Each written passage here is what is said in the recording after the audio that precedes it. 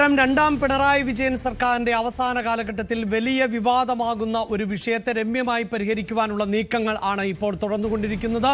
മന്ത്രി KB ഗണേഷ് കുമാറിനെതിരെ ഭാര്യ ഉന്നയിച്ചത് അതീവ ഗുരുതരമായ ആരോപണങ്ങൾ ആയിരുന്നുവെങ്കിൽ ഇപ്പോൾ ഭാര്യയോട് മന്ത്രി മാപ്പ് ചോദിച്ചിരിക്കുന്നു. അങ്ങനെ ആ വിഷയത്തെ രമ്യമായി പരിഹരിക്കുവാനുള്ള നീക്കങ്ങൾ ആണ് തുടർന്നുകൊണ്ടിരിക്കുന്നത്. പ്രത്യേകിച്ച് അല്പസമയത്തിനകം മന്ത്രിസഭാ യോഗം ചേരുകയാണ്.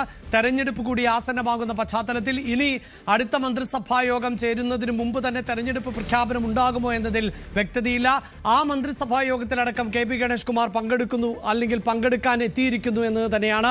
ഒരുപക്ഷെ ഈ മന്ത്രിസഭാ യോഗത്തിന് മുമ്പ് മന്ത്രിയുടെ രാജി ആവശ്യപ്പെട്ടേക്കുമോ എന്ന സൂചനകളുണ്ടായിരുന്നു. പക്ഷേ ഇപ്പോൾ മന്ത്രി ഭാര്യയോട് മാപ്പ് പറഞ്ഞതോടുകൂടി ഈ പ്രശ്നം രമ്യമായി പരിഹരിക്കപ്പെടുകയാണ് എന്നാണ് മനസ്സിലാക്കുന്നത്. തനിക്ക് പരാതിയില്ല, പരിഹരിക്കാമെന്ന് പറഞ്ഞു എന്നതാണ് ഇപ്പോൾ ഭാര്യയുടെ പ്രതികരണമായി ലഭ്യമാകുന്നത്. പരാതിയുമായി മുന്നോട്ട് പോകുന്നില്ല, ഈ വിഷയം പറഞ്ഞു തീർക്കുക എന്നതാണ് ഇപ്പോഴത്തെ നിലപാട് എന്നതാണ് അറിയാൻ സാധിക്കുന്നത്. അങ്ങനെയെങ്കിൽ സർക്കാരിനെ സംബന്ധിച്ചിടത്തോളം വലിയ ആശ്വാസകരമാകുന്ന, അതോടൊപ്പം തന്നെ മന്ത്രി എന്ന നിലയിൽ KB ഗണേഷ് കുമാറിനും ഏറെ ആശ്വാസകരമാകുന്ന ഒന്ന് തന്നെയാണ്. അപ്പോഴും നിലവിലുണ്ടായിട്ടുള്ള വിവാദം, പ്രത്യേകിച്ച് നിയമസഭാ തെരഞ്ഞെടുപ്പ് പടിവാതിക്കൽ എത്തി നിൽക്കുകയാണ് ഇത്തരത്തിലൊരു ആരോപണം നേരിട്ടത് എന്നത് വലിയ തോതിൽ രാഷ്ട്രീയമായി ധാർമ്മികമായി തിരിച്ചടി ഉണ്ടാക്കുന്ന പശ്ചാത്തലം കൂടിയാണ് എന്നതാണ്. വാർത്തയുടെ വിശദാംശങ്ങളുമായി VV അരുണാണ് ചേരുന്നത്. അരുൺ, ഈ വിഷയം രമ്യമായി പരിഹരിക്കപ്പെടുന്നു എന്നതാണ് ഇപ്പോൾ മനസ്സിലാക്കാൻ സാധിക്കുന്നത്. എന്താണ് മന്ത്രിസഭാ യോഗത്തിൽ KB ഗണേഷ് കുമാർ പങ്കെടുക്കുമോ?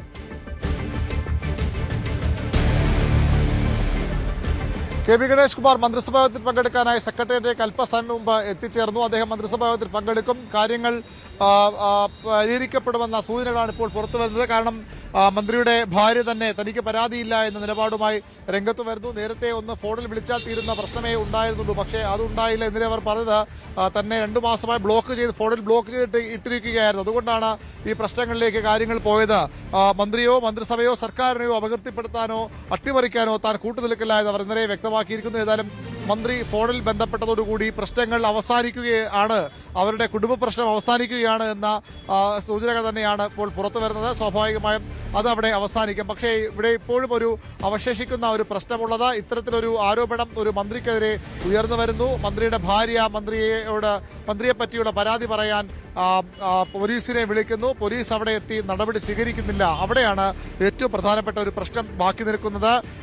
കുടുംബ പ്രശ്നമാണ്, പറഞ്ഞു തീർത്താൽ തീരുന്നതുമാണ്. പക്ഷെ അതിനപ്പുറത്തേക്ക് ഇതിൽ നിയമപരമായ പ്രശ്നങ്ങളില്ലേ, അല്ലെങ്കിൽ എന്തുകൊണ്ട് അന്ന് പോലീസ് നടപടിയെടുത്തില്ല തുടങ്ങിയ ചോദ്യങ്ങൾക്ക് ഇനിയും സർക്കാർ മറുപടി പറയേണ്ടി വരും. സ്ത്രീ സുരക്ഷയ്ക്ക് ഏറ്റവും മുന്തിയ പരിഗണന നൽകുന്ന ഒന്നാം